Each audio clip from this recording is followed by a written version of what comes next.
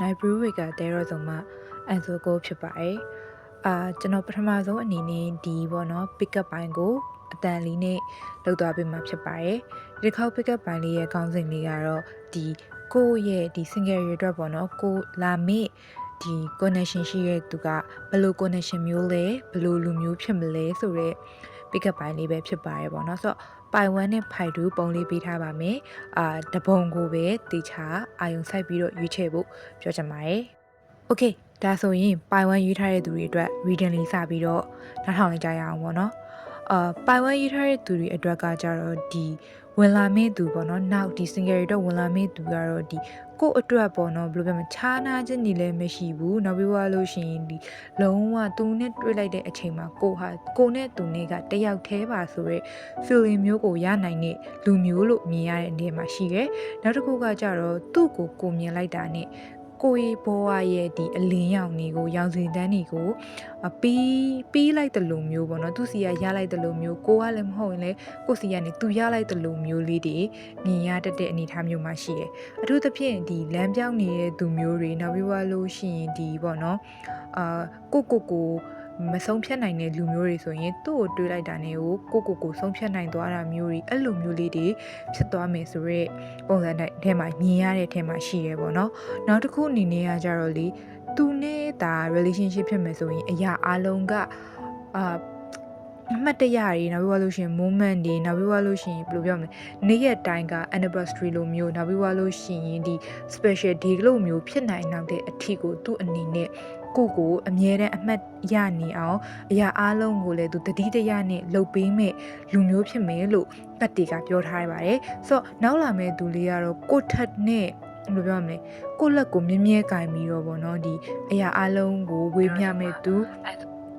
နောက်ပြီးသွားလို့ရှိရင်တော့ဒီအရာအလုံးဝေမျှမဲ့သူအရာအလုံးကိုပေးမဲ့သူကိုကလည်းသူ့လက်ကိုကင်ထားပြီးတော့ယုံကြည်လက်တွဲသွားလို့ရမယ်ဆိုရယ်လူမျိုးဖြစ်လိမ့်မယ်လို့ကတ်တီကပြောထားပါတယ်ဆိုတော့ပိုင်ဝမ်သမားလေးတွေဒီဖိုင်ကိုရွေးပြီးတော့စိတ်ကျဉ်နေလိမ့်မယ်လို့ညွှန်လင့်ပါတယ်ပိုင်တူးသမားလေးတွေအတွက်ဖြစ်ပါတယ်ပိုင်တူးသမားလေးတွေအတွက်ကကြတော့ဒီ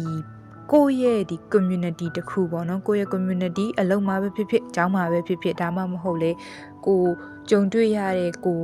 လောက်ရှိမှလောက်ကင်နေတဲ့ community တခုမှာသူနဲ့တွေ့ဆုံတာမျိုးဖြစ်ကောင်းဖြစ်လိမ့်မယ်ဖြစ်နိုင်ရရှိရဲဒါမှမဟုတ်လေတငယ်ချင်းတွေဒါမှမဟုတ်လေတယောက်ရဲ့ပေါ့နော်ဒီ community တွေကြောင့်တွေ့ရတဲ့ပုံစံမျိုးတွေအထူးသဖြင့် live events တွေworkshop တွေအဲ့လိုအစရှိတဲ့နေရာမျိုးလေးတွေကတွေ့ရတဲ့သူမျိုးဖြစ်လိမ့်မယ်သူ့အနေနဲ့ကကြတော့လေဘယ်လိုပြောရမလဲဆိုအလေးထားမှု respect ကိုတော်တော်လေးကို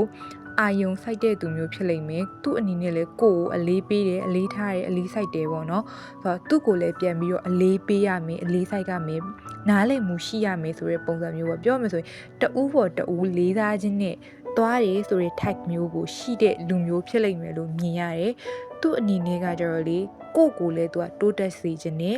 ဒီသူနဲ့ကိုနဲ့ relationship ကိုလည်းတိုးတက်စေခြင်းနဲ့သူမျိုး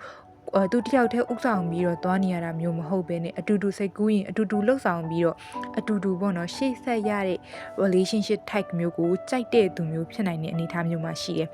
သူ့အနေနဲ့ကတော့လေဒီကိုရဲ့ဆိုးကိုကပြင်းနေရင်တော့မှသူကကိုယ့်ရဲ့ဆိုတဖြည်းဖြည်းချင်းပါအောင်ပေါ့နော်ဥမာကိုကလမ်းမနဲ့စောစောလမ်းထားချရတာပြင်းနေဆိုလို့ရှိရင် तू က